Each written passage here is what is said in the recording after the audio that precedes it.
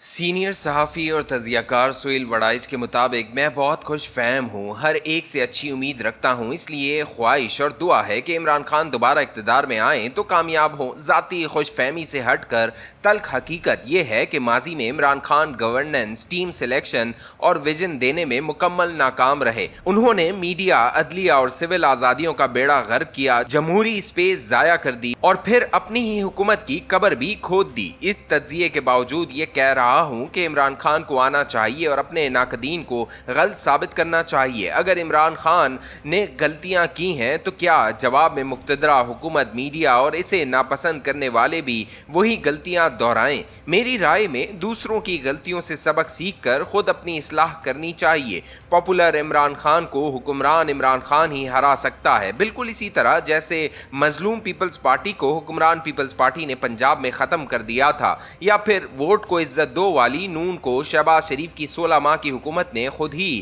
دونی دے دی۔ تاریخ کا پہیہ گھومتا رہتا ہے، سیاست کا یہی حال ہے، کبھی کوئی زیرو ہیرو بن جاتا ہے اور کبھی کوئی گمنام مقبول عام۔ زمانے نے اس کے الٹ مناظر بھی دیکھے ہیں، یہاں بہت سے ہیرو زیرو ہوئے ہیں اور مقبول عام گمنامی اور بدنامی کے گہرے اور اندھیرے گڑھوں میں گرے ہیں۔ عمران خان عرصہ دراز سے دیوتا اور مرشد کے مقام پر فائز ہیں، ان کے خلاف زبان ہلانے کو گناہ بنا دیا گیا ہے۔ جھوٹی خدائی کے پیروکار ہر ناقد پر پتھروں اور گالیوں کی وہ بارش کرتے ہیں کہ علمان الحفیظ، اگر تو تاریخ اور سیاست میں جو لکھا گیا ہے وہ درست ہے تو پھر ایک دن وہ بھی آئے گا جب دیوتا کے فدائین اور مرشد کے مریدین اپنی سوچ بدلیں گے۔ حکمران خان اگر ناکام ہوا تو یہی پیروکار اپنے ہی دیوتا کو مسمار کرنے پر آمادہ ہو جائیں گے، یہ خود اپنے ہی مرشد سے باغی ہو جائیں گے۔ شخصی اور اندھی عقیدت دو چار غلطیوں کی مار ہوتی ہے، ادھر دیوتا اور مرشد نے غلطی کی، ادھر یہی پیروکار آمادہ پیروکار ہو جاتے ہیں۔ توقع تو یہی کرنی چاہیے کہ عمران خان اپنے حامیوں اور ناقدوں کی توقعات پر پورا اتریں گے، بزداروں اور محمود خانوں سے پرہیز کریں گے، جنرل فیضوں کی بجائے جنرل عوام کے ایجنڈے پر چلیں گے۔ اگر تو وہ بدلے ہوئے عمران خان ہوئے تو شاید تاریخ میں امر ہو جائیں گے۔ مقبولیت کے بعد اگر حکومتی کامیابی سمیٹ لی تو سیزر بن جائیں گے، اور اگر ناکام رہے تو دارالشکوہ کی طرح شکست خوردہ لشکر کے سربراہ کی حیثیت سے تاریخ میں ہلکا سا اور منفی سا ذکر باقی رہ جائے گا۔ آخر میں عمران خان کے ناقدین سے گزارش ہے کہ دیوار پر لکھے فیصلوں کے آگے رکاوٹ بننا تاریخ کے دھارے کو روکنے کے مترادف ہوتا ہے۔ نہ تاریخ رکتی ہے اور نہ دریاؤں پر بند باندھے جا سکتے ہیں۔ دریاؤں کو رستہ ملتا رہے تو وہ وادیوں میں جا کر خاموش اور سمندر میں گر کر فنا ہو جاتے ہیں۔ دریاؤں کو چلنے دیں، وہ اپنی تقدیر کا فیصلہ خود کر لیں گے۔ کسی کی پیشانی پر سلور پڑے یا کسی کے چہرے پر مسکراہٹ آئے، مخلوط حکومت میں شامل دوستوں کا دل ٹوٹے یا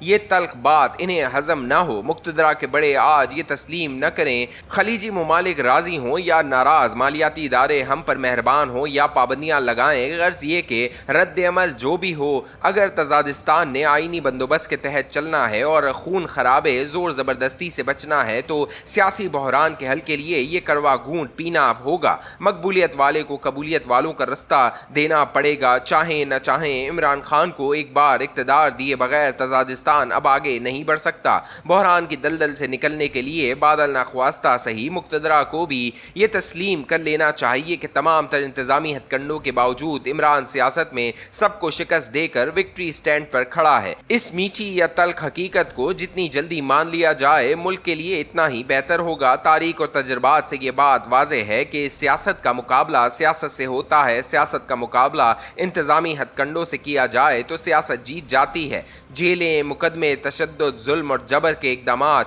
ہمارے ملک میں سیاستدانوں کے لیے ہمدردی کو بڑھا دیتے ہیں، چنانچہ یہی ہوا کہ عمران کا مقابلہ کرنے کے لیے نہ کوئی سیاسی بیانیہ تھا، نہ کوئی سیاسی عیاری۔ بے محابہ اور ظالمانہ طاقت سے سیاست کو دبایا نہیں جا سکتا۔ سیاست تو دنیا کا مشکل ترین کھیل ہے جہاں انسانوں کے ذہنوں کو مسخر، متاثر اور مائل کر کے اپنے ساتھ چلانا ہوتا ہے۔ سیاست دنیا کے ذہین ترین لوگوں کا پیشہ رہا ہے، پوری انسانی تاریخ میں نمایاں ترین لوگ ہی لیڈر رہے ہیں और ये सारे के सारे सियासतदान थे। दुनिया के सबसे ज़हीन लोगों को ही ये मलका हासिल रहा कि वो दूसरे इंसानों को कायल करके या मैनेज करके इन पर हुक्मरानी करें। बदकिस्मती से कप्तान को हटाने के बाद सियासत को आसान तरीन हदफ और लुकमा तर समझ लिया गया। सयाने तहरीके इस्तेहकाम पाकिस्तान जैसा गैर संजीदा कदम उठाकर बजाय इसके कि तहरीक इंसाफ को नुकसान पहुंचाते खुद जहांगीर तरीन को ले बैठे। अलगर्ज हिमाकतों की एक लंबी दास्तान है जो तहरीक इंसाफ के मुखालिफों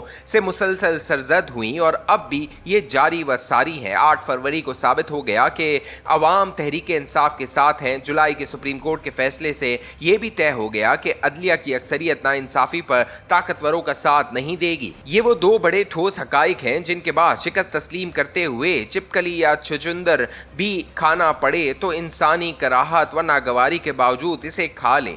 चंद हफ्ते पहले एक और सकूते डाका के जरिए सब फरीकों को माजी की मिसाल देकर मुतनबे करने की कोशिश की थी। अब भी यही आजाना गुजारिश है कि शेख मुजीब गद्दार था या मुहिब वतन। जब आईनी बंदोबस्त के तहत इसे अक्सरियत मिल गई तो दिल पर पत्थर रख कर ही सही इसे इख्तिदार दे देना चाहिए था। आज इमरान खान की मकबूलियत का जादू सर चढ़ कर बोल रहा है। हुजूम के गुस्से को ठंडा करना है, अदालती निज़ाम के फैसले तस्लीम करते हुए इसका बरहम बरकरार रखना है तो फिर एक बार कप्तान को हुकूमत देना पड़ेगी।